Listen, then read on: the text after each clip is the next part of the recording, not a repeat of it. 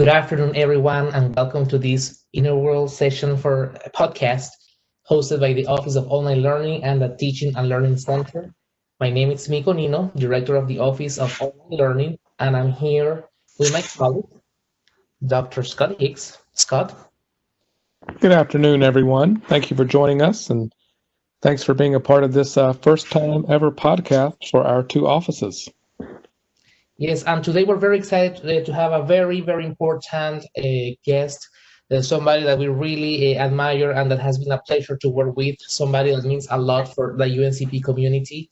So when the time came to pick somebody to start these sessions, we could have a better person than Dr. Scott Billingsley. And I'm not going to bore anyone else with a long introduction. We're going to get right into the conversation. And I'm actually going to let Dr. Billingsley introduce himself and tell us who is he. Before we get that, please remember that you can type your questions on the chat box, and at the end, we're gonna get them answered in the interest of time. So thank you, enjoy, and thanks for joining us. So how are you, Dr. Billingsley? I'm doing well, Miko. I told Miko and Scott a few minutes ago before we started, I'm not sure if I am the inaugural guest or the guinea pig, probably a little bit of both. But I appreciate you asking me to do this and inviting me on your podcast. This is going to be fun. Absolutely. So to get us started, can you tell everyone who is Scott Billingsley? How can you define yourself in a few words or sentences? So I'm a historian. I'm a dad. I'm a husband, friend, colleague. I'm probably about as multidimensional as everybody else is. I have lots of aspects to my life. Most people see kind of the work side of me because that's where I interact with your listeners. But you'll find me doing things with my kids. You'll find me out hiking or snow skiing, and so I have a lot of sides. I mean, if I got down to it, I would say that I am like a lot of academics and especially a lot of historians. I am both an introvert and an extrovert. I really enjoy being in the archives and doing research and doing the practicing my craft. But I like teaching, and there's a certain amount of being an extrovert that you have to do in order to be a good classroom teacher. And so I'm a little bit of a mix of both of those. Now that you mentioned that you have to be an extrovert to be a teacher, and following up with that, what other characteristics you believe a good instructor has? What makes a good instructor? I think it's a lot of things. I mean, I think you've got to really care about your students. You have to be passionate about your students. You have to be passionate about the subject that you're teaching. I love teaching history, and it's I joke sometimes that I have the best job because I get to talk about things that I am passionate about, that I love to talk about. And they have to sit there and listen to me. And if I talk about those things at parties, then nobody wants to hang around. I'd have no friends. But the students, they're kind of required to be there. And I used to joke with one of my colleagues that I know at least one person in that room is going to have fun when I'm teaching, and it's at least going to be me. So I think having a passion for teaching is kind of where you got to start. I want to follow up with that. I think a historian always has lots of great stories. A historian is a great person to have at a party. So what are your best stories, your best sort of moments in history as you think about what it is you like to study? And how do you make those things interesting to your students? Because I'm thinking, too, they're living through some history right in front of them today. We may see context for them in the past. What are you seeing today, and what kind of stories resonate with you? So I like to study people. I consider myself a social historian, and I like to study people and how they interact with each other. and how they interact with the times and how they interact with the technologies that they have. So for me, telling that story really has to center on the people involved in the story. When I taught high school early in my career, the guy who taught next to me, he was also a social studies teacher. And he used to tell his students all the time that life is about relationships. And that was kind of the core of his teaching philosophy, was the relationships. And you could see it in the way that he interacted with his students, but you could also see it in the way that he taught his subjects. And I think life is about relationships. I think when you look at history and the great stories that are there, it's about the people who make the history. It doesn't just happen. People are making it. And so whenever I'm, talking about anything, so I did my early research, my dissertation on televangelists. And, I looked at the people that were involved in a specific religious movement and, kind of how they interacted with the society around them, how that society interacted with them. And so for me, those stories really are about the people that are involved in them. Great. If you, as a historian, will have to pick a moment, since you have been here at UNCP to study maybe 50 years from now, what would you pick? So are you asking a current movement of what would I pick? Or maybe something that happened during your time at UNCP that you believe in 50 years, 100 years will be relevant, and you would like somebody to study it then? I think what we're going through now, obviously we're all sort of enmeshed in this right now, but when you look at especially the two things, the big things that have come up just in recent months with the pandemic, and then layer on to that the Black Lives Matter movement and the racial protests, and all of those things that are kind of coming together, I think this is a very pivotal moment. When you look at the protests that have occurred, the most kind of recent iteration of those protests, I think, was rooted really in the Rodney King protests in 1992 in Los Angeles. And then you've seen, subsequent protests since then, all kind of around the same kind of the same issues. And so I think a lot of that is really coming to a head right now. And you're right in the middle of a pandemic, something that we haven't really seen on this scale quite like this in a century. And I have often, in recent weeks and months wondered, how are we going to remember this pandemic as historians and as a society? And then I got to thinking about, well, how much of the 1918 influenza pandemic do I talk about in my history classes? And I really don't say much about it. It happened really during World War I, and then we kind of lead right into the 1920s, the Roaring '20s, and so it sort of gets overlooked. And a couple of weeks ago, I watched the PBS documentary that was done on the 1918 influenza, which is over 20 years old now. And they talked about that, how that event just kind of got overlooked and, sort of tucked away in history, and we don't really talk about it. So I really hope that 50 years from now, historians will look back on this time period and say, man, those were some pivotal moments in history, and here's how we have advanced, since then. So as you think about history and being a collection of stories and telling those stories, whose lives in the current moment do you think we'll be talking about in 50 years? Who are the people on campus or in the state or in the nation or world who are doing the things that we'll be telling stories about?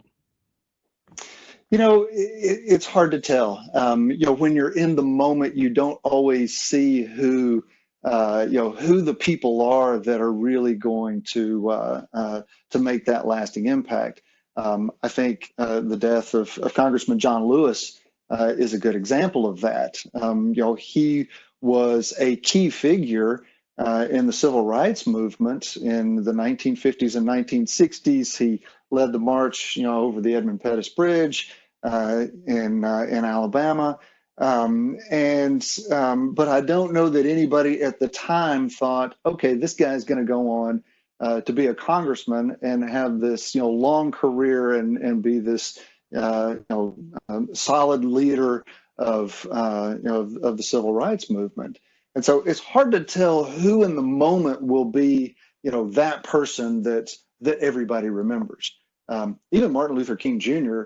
was a reluctant leader in the 1950s. He kind of had to be prodded into national leadership.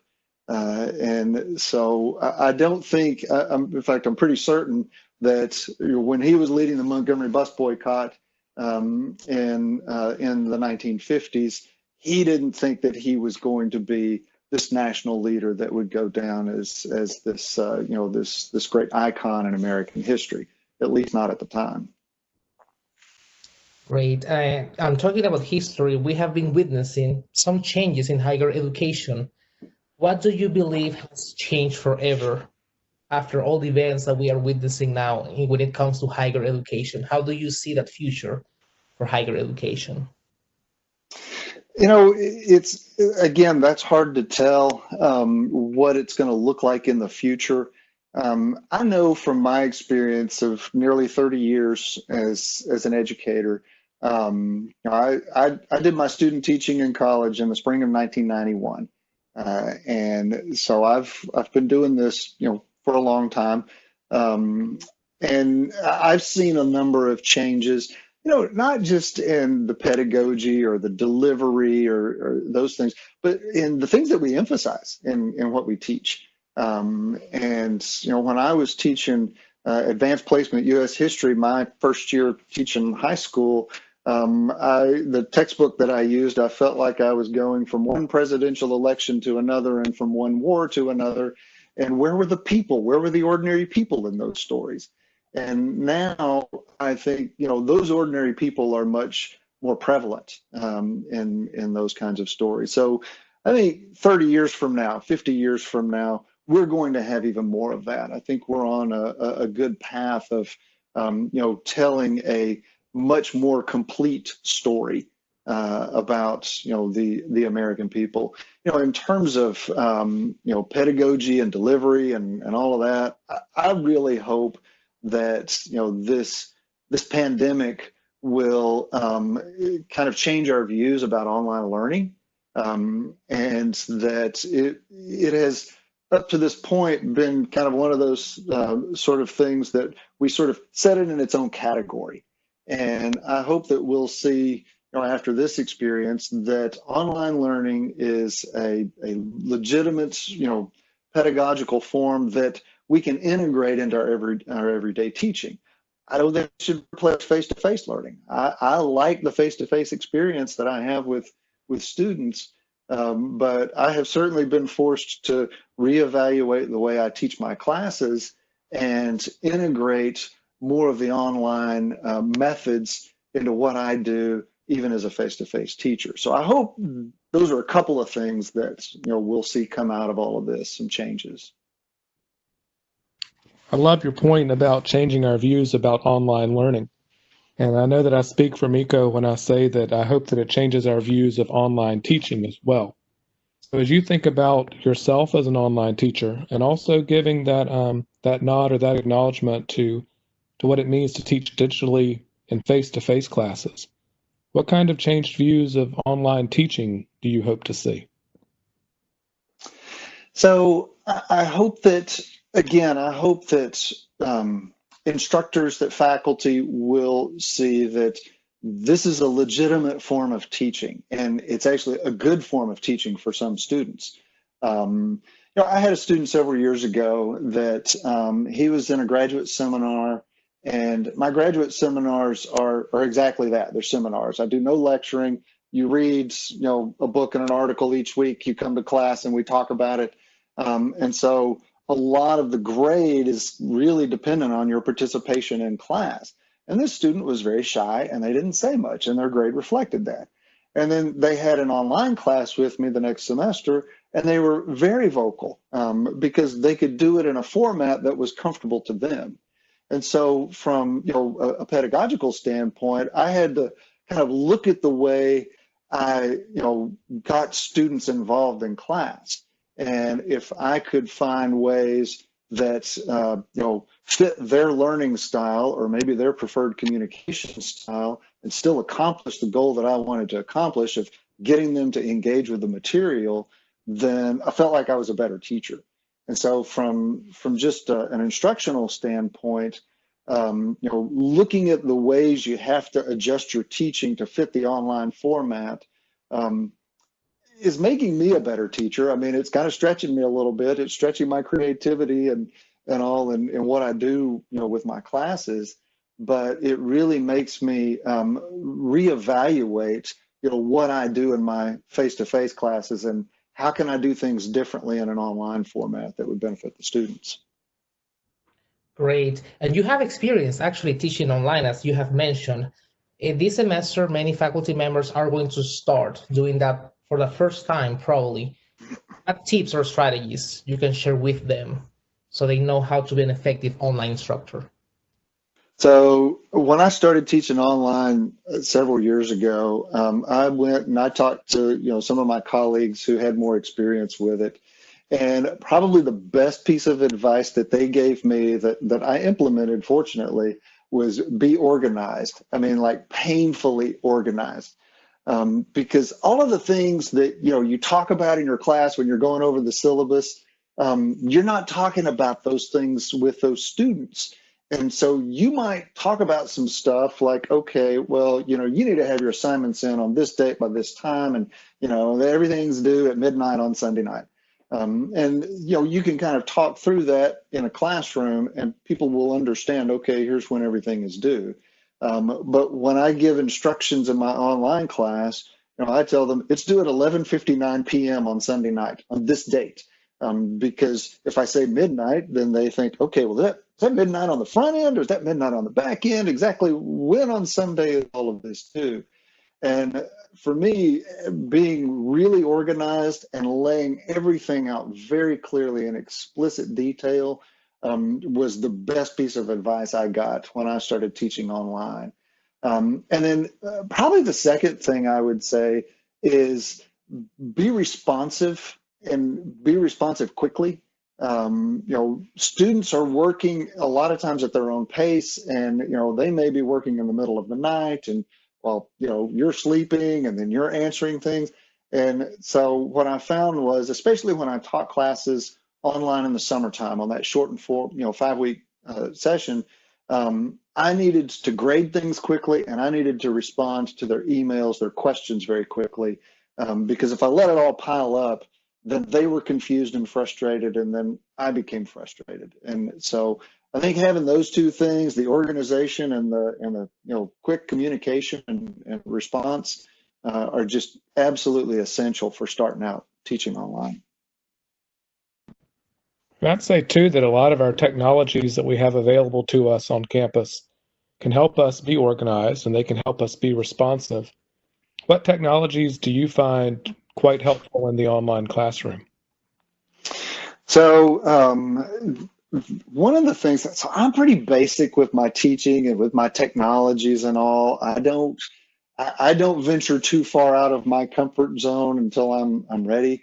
But I did use something this summer. I had a class of 20 students. These were Chinese students who were part of some of our partnerships with our Chinese universities. And normally they would, we would send faculty to those campuses in the fall and the spring to teach those students. Well, since we couldn't travel, we did an online class, and I had students from 2 different Chinese universities. And so I used Flipgrid, and I don't know if any of you are familiar with Flipgrid. I had just been introduced to it this spring, but it's where you can make these short little videos. And I just used it mainly for an introductory exercise at the beginning of class. But I made a very short, 2-minute video kind of explaining who I am and something about me and, what the class is about. But it provided kind of an image, a personal interaction, if you will, with the students that they weren't going to get if it was just completely everything done on Canvas. And so then I required them to make a short little 1.5-minute video of themselves, and I gave them some questions that that they needed to answer. And so it was nice because there was some level of personal interaction there. And I like the platform because it's similar to what they already use. A lot of our students, and I only know this mainly because I have teenage daughters, TikTok and Snapchat are kind of their go-to platforms.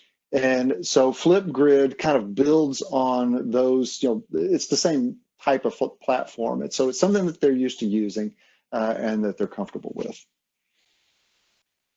I know when you started that answer, you seemed sort of apologetic or self-deprecating that it was basic or low bandwidth. But as I listened, I think there's a lot of value in sort of being basic or low bandwidth because we sort of speak to what's most important. And I love that you did with what you learned from your daughters, that they're using Snapchat, TikTok, doing those kind of things, and you're actually learning from your students. Do you find that in online teaching, you learn more about your students? Yeah, in a lot of ways. When I first got on Facebook years ago, I did it for two basic reasons. And one reason was because that was how our students were communicating with each other. And I felt like, I'm getting further and further away from their age group now. And so I don't identify with them as easily as I did when I was, 28 years old. And so I felt like, okay, I need to kind of take some steps to find out how they communicate with each other. What do they do? How do they interact with each other? And so, being able to do that kind of gave me at least some connection with them. And not that, and I typically am not, like Facebook friends with my students. I mean, if they want to be, that's fine. But it helped me understand the world that they use to communicate. And now that I have teenage daughters, it's a little bit easier because they can come in and they can really keep me up on how quickly all that changes. But yeah, you do. You learn not just about your students, but generally how they interact with each other. And that helps kind of inform me, okay, how do I need to approach this topic knowing that, they get their news from Snapchat. And so they're going to get these little bits and pieces of news. So they're not going to be fully informed, but they're going to be at least partially informed. So I think it does help kind of inform how I approach, my teaching with them. Absolutely. You mentioned something really interesting that it's aligned with our view about online learning, which is that face-to-face learning will never replace online instruction. And we completely agree with that. Given that some faculty members will still have to teach face-to-face or hybrid this semester, what are the most common mistakes that you see that instructors make in the face-to-face classroom? So probably the biggest thing I see is kind of part of it's a lack of organization. Part of it is a lack of clear communication. And to me, it all goes back to the syllabus. So for me, the syllabus is my contract with the students. And I lay out, in some detail, here's what this class is going to cover. Here is how we're going to cover it.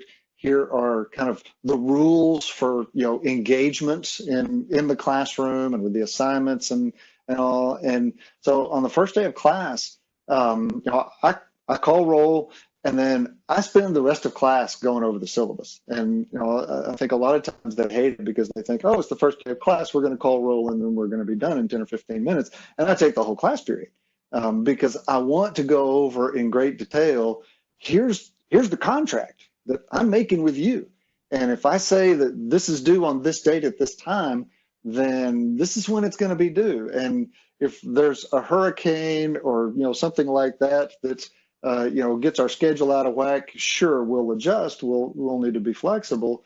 But basically, I'm telling them, here's what I promised to deliver to you. Here's what you're paying for, and here's what I expect of you in return. And to me, that's one of the biggest mistakes I think that some people make, is they don't make it clear in their syllabus. Here's what this class is about. Here's this contract.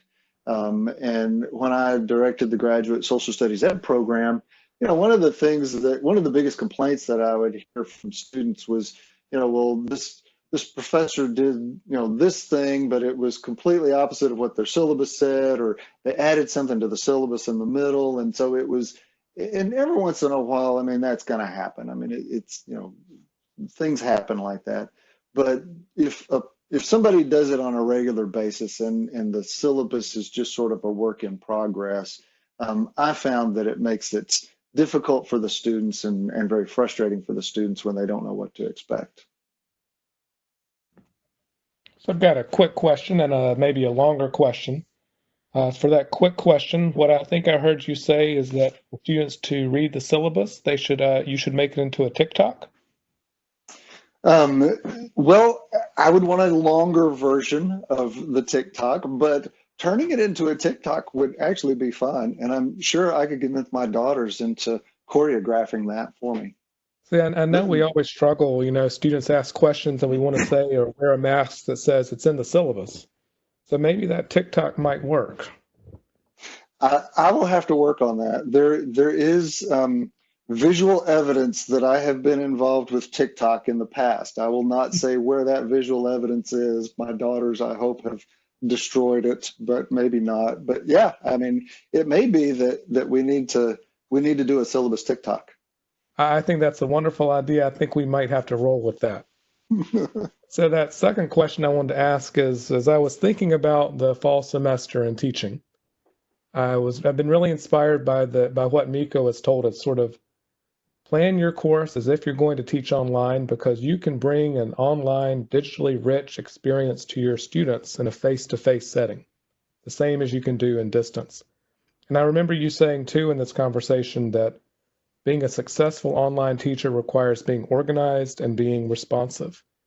So I'm really excited to think about how we can change our face-to-face teaching using our online skills.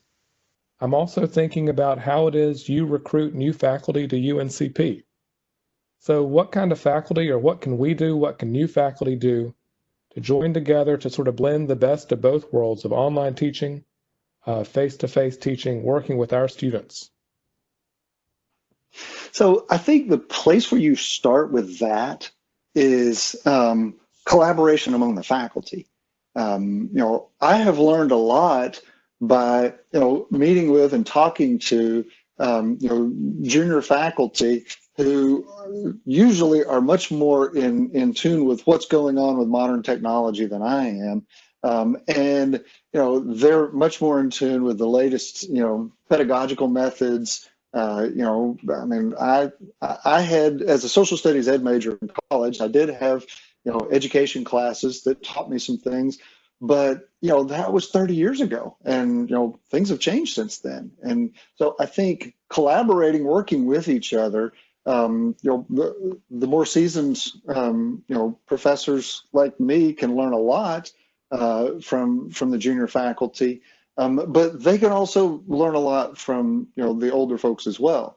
Some of you know Wes Cook, who is one of my retired colleagues from the history department, and he was about a generation ahead of me, and I learned a lot from talking to him and his experiences and how he about as low tech as you get when it comes to teaching.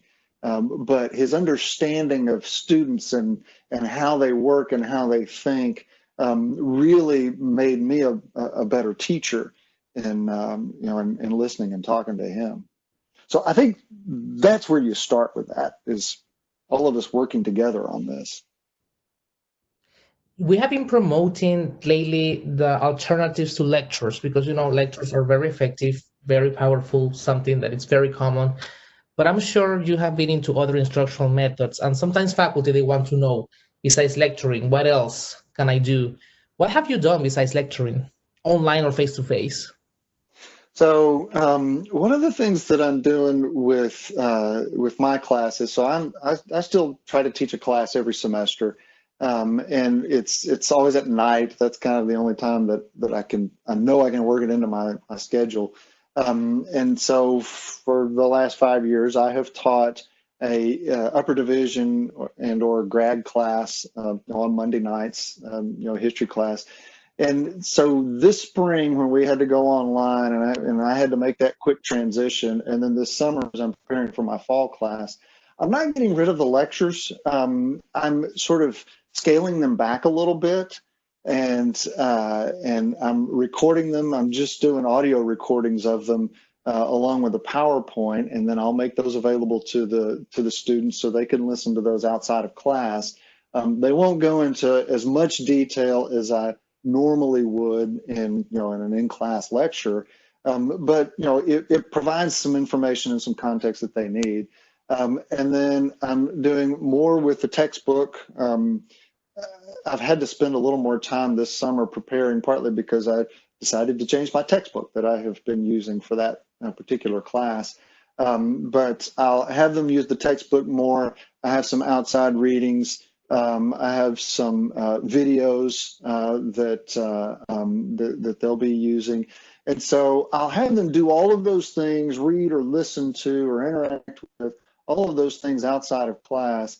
And then when we come together on Monday nights, it will be more of a seminar style, and it will be more interactive. And so, I'm trying to have a greater mix of things that they do outside of the classroom, so that when we come together, we can have a rich discussion of the material. Yeah, those are great ideas. Thank you. And one of the goals of an instructor is always to make sure students learn, that something is learned during the sessions, during classes. When does Dr. Billingsley know that learning took place in his classroom? And if you have any anecdotes that can tell about that learning process happening. It's usually at the end of the semester, and especially with freshman level classes.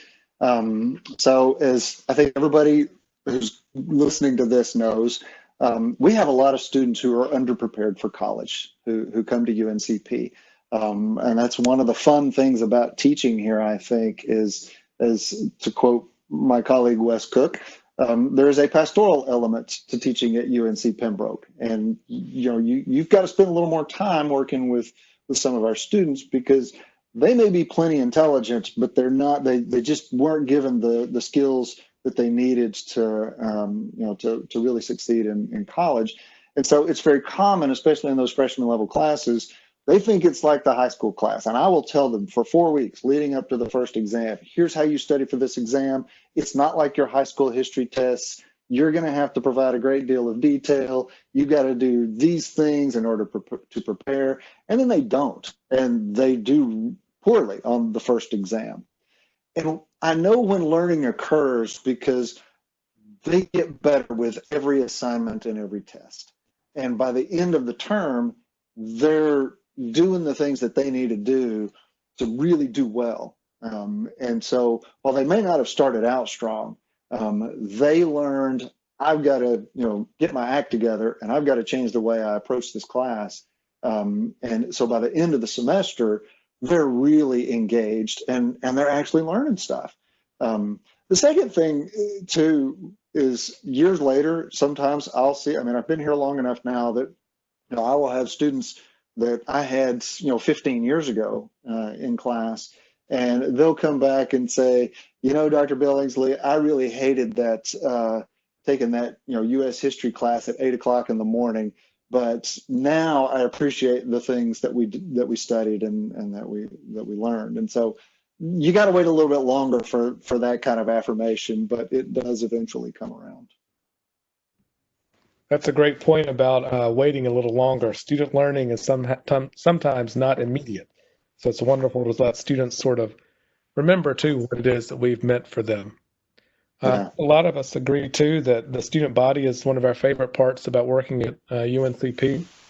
Now that you're in an administrative role as well, what are some of your favorite parts about working at UNCP from a leadership side? It hasn't changed. It's still the people. And I end up interviewing nearly every faculty candidate that comes to campus. And I spend 20, 30 minutes with them, not long. But I'm kind of amazed sometimes at how many candidates will ask me, what do you like about being here? And it's an easy answer. I like the people. I like the students that we work with. I'm fortunate that I still get to teach every semester. It keeps me connected to the students. It keeps me connected to what faculty are doing day in and day out. And I get to interact more, with my faculty colleagues and with staff and support units. And so for me, it's still largely about the people. That's what I like about, working at UNCP, and that's what I tell candidates who come to campus. Great. I have been here for 6 months only, but I can definitely endorse you on that one, and I can agree with you totally. And following up with that you mentioned about the administration side, many faculty members, they want to make the crossover. They want to sometimes wear the admin hat.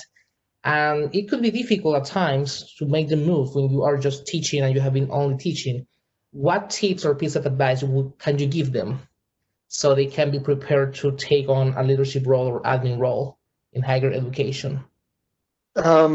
You've got to have a thick skin. You've got to be flexible, and I think it helps to have some customer service skills. So kind of two things about my administrative career. Number one, I quit teaching high school over 25 years ago because I didn't want to be an administrator. At the time, I felt like, okay, if I'm going to stay in this profession, that's going to be the path I'm going to have to go, and I don't want to do it. So I love teaching history. I want to go on and get a grad degree in history, and I don't want to be an administrator. And you kind of see where that got me. The second thing, though, is I tell people all the time the job that prepared me most for my current role in administration was working as a counter clerk at a dry cleaners when I was in grad school.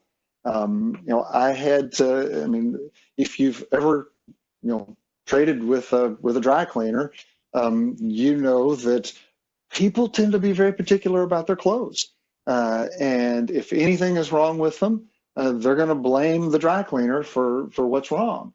If anything gets lost, they're going to blame the dry cleaner for what's lost. And so I had to get used to working with people who were unhappy with me, not me personally, but I was the guy that they were talking to, that were unhappy with me. But, we still wanted their business, and we still wanted them to leave, satisfied as a satisfied customer.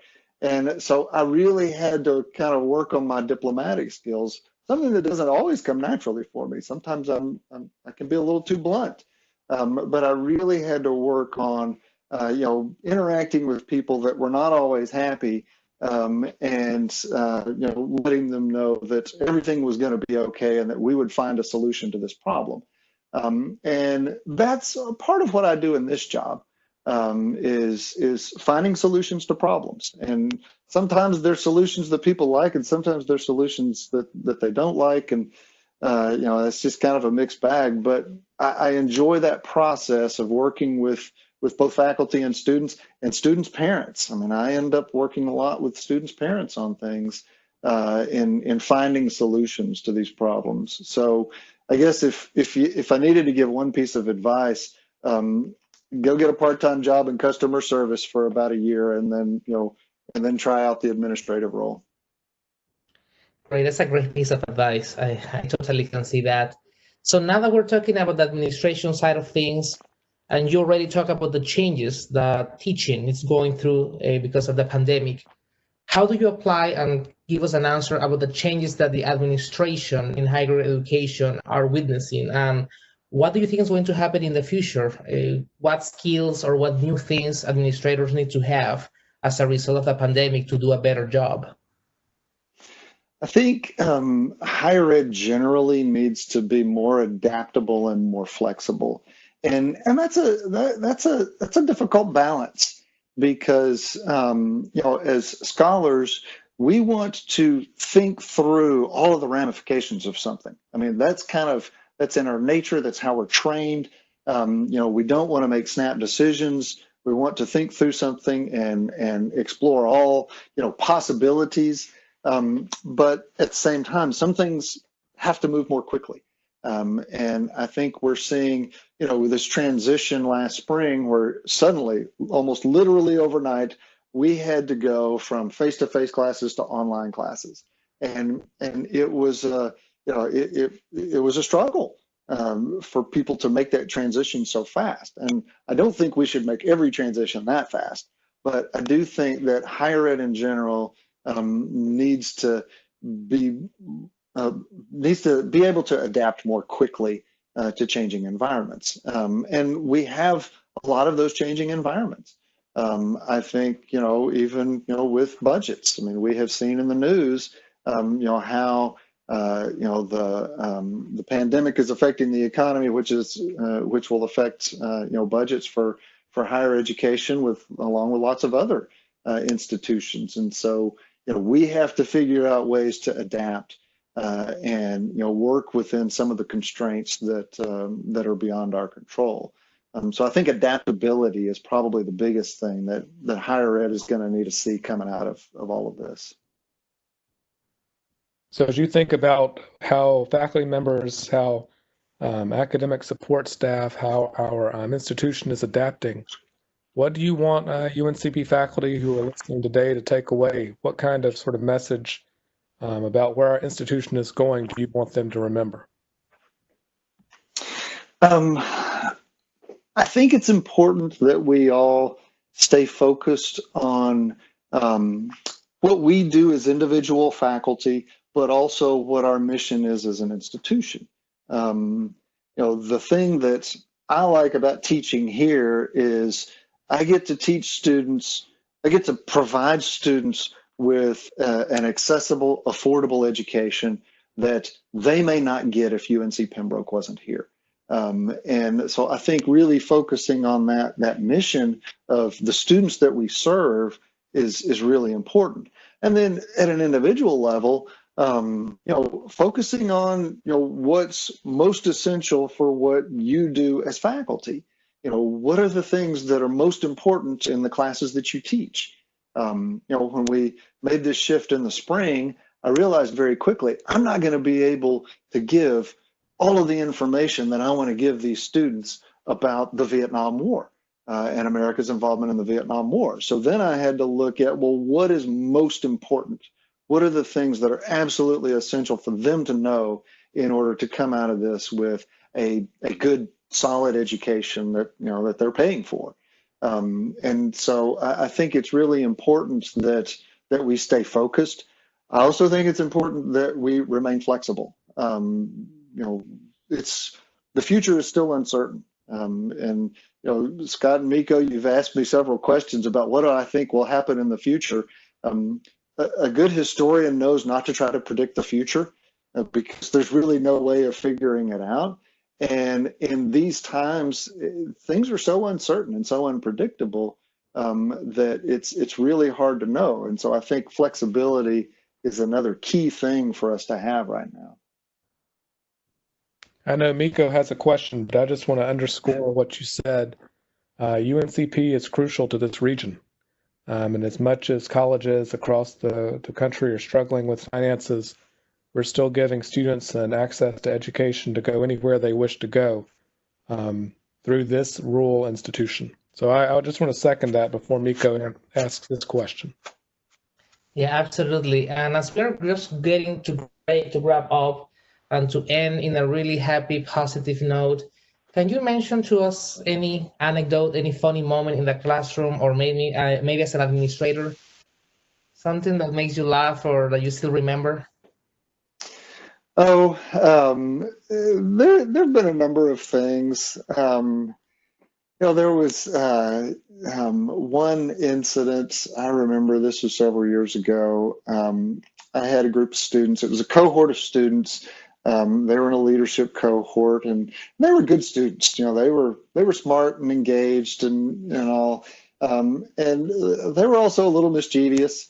And so one day in class, the PowerPoint just kind of went haywire. And I didn't know why. It was just sort of going all over the place. But I did think, I wonder if somebody figured out a way to basically hijack my little wireless clicker that I used and take over the PowerPoint. And so, I quickly decided, okay, well, I'll just turn this off. And I turned the computer off, and they started packing up their, books, thinking, class was over. And I said, oh, no, wait a minute. I said, I started teaching before there was PowerPoint, and I raised the screen and took out the markers, and we continued class, and I just did everything on the whiteboard. And they were a little dumbfounded. They weren't quite expecting that to happen. I think they thought they were going to get out of class early. So that was just kind of, I don't know, one funny little thing that happened. I think one other thing that was very memorable for me was I call it the dial diaspora. My first semester here, mold was found in the dial building over fall break, and so they closed the building down just all of a sudden. Told anybody that was in there at the time, it was over fall break, so there weren't many people there, to get their bag and get out right now. And then we all had to go find office space and all, and so that was a fun time when we all sort of got to bond over that experience.